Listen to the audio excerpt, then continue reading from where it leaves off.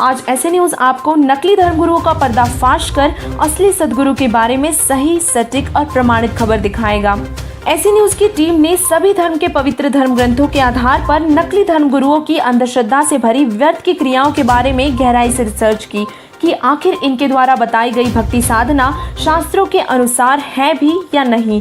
यह धर्मगुरुओं द्वारा चलाए गए पंथ कब, कैसे और कहां से शुरू हुए तथा इसमें जुड़ने से अनुयायियों को कोई लाभ भी संभव है या नहीं। और अंत में बारीकी से अध्ययन करने पर हमारे सामने सच्चाई आई कि विश्व भर के लगभग सभी धर्मगुरु केवल अंधविश्वास और पाखंडवाद को ही बढ़ावा देते हैं।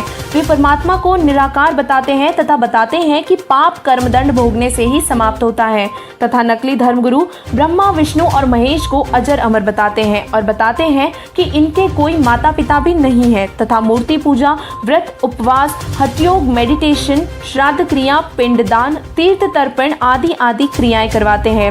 इन सभी क्रियाओं को वेद और गीता में अविद्या यानी कि व्यर्थ कहा गया है और ये क्रियाएं शास्त्रों के अनुकूल नहीं होने से इससे भगवान की प्राप्ति भी संभव नहीं है। नकली धर्मगुरु नशीले पदार्थ, हठयोग, नाच गाना व शास्त्र विरुद्ध साधना करवाकर भक्ति मार्ग को दूषित कर देते हैं। इन क्रियाओं से वे असंख्यों जन्मों तक भी मोक्ष प्राप्त नहीं करा सकते और अपना पेट पालने के लिए सुना सुनाया ज्ञान बताकर भोले श्रद्धालुओं को भ्रमित कर खुद भी पाप का भागी बनते हैं और परमेश्वर के संविधान रूपी वेदों और गीता जी के विरुद्ध भक्ति क्रिया करवाकर अपने अनुयायियों को भी पाप का भागी बनाते हैं। तो अब सवाल उठेगा कि इन धर्मगुरुओं के तो लाखों अनुयायी हैं तथा इनके पास तो अनेकों सिद्धियां भी होती हैं।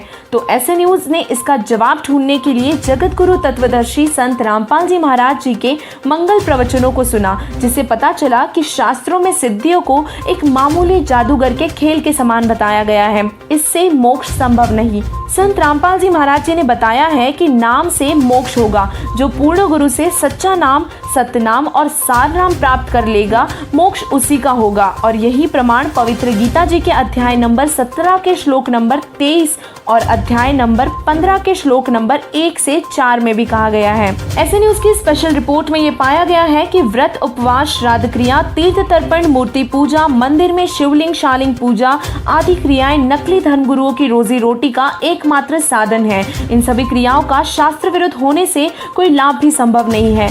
नकली धर्मगुरु बताते हैं कि शिवलिंग पूजा, गंगा स्नान, तीर्थ यात्रा, गायत्री मंत्र का जाप व मृत्यु उपरांत देह संस्कार, श्राद्ध और पिंड भरवाना, इन सभी क्रियाओं को करने से जीव का मोक्ष हो जाता है।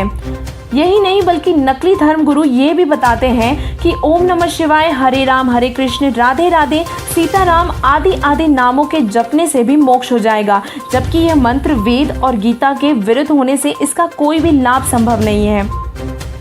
जगत गुरु तत्वदर्शी संत रामपाल जी महाराज जी ने प्रमाणित करके बताया है कि पूर्ण संत से दीक्षा लेकर केवल पूर्ण परमात्मा कबीर साहिब जी ही भक्ति करने के योग्य हैं। उन्होंने बताया है कि ब्रह्मा, विष्णु, महेश और दुर्गा और निरंजन समेत सभी देवी देवता पूजा के योग्य ही नहीं है, क्योंकि वे खुद जन्म मरण के चक्र में आते हैं और वे भी उस पूर्ण परमात्मा पर ही आश्रित हैं। और इसीलिए संत रामपाल जी महाराज जी ने कहा है कि सदगुरु पुरुष कबीर हैं, चारों युग परवान, झूठे गुरुआ मर गए, हो गए भूत मसान। अर्थात पूर्ण परमात्मा कबीर साहिब जी ही धरती पर चारों युगों में आते हैं और तत्व ज्ञान प्रकट कर अपने प्यारे हंसों को सद्भक्ति प्रदान करते हैं। 100 नारी जारी करे और सुरापान 100 बार, एक चिलम हुक्का भरे वो डूबे काली धारे।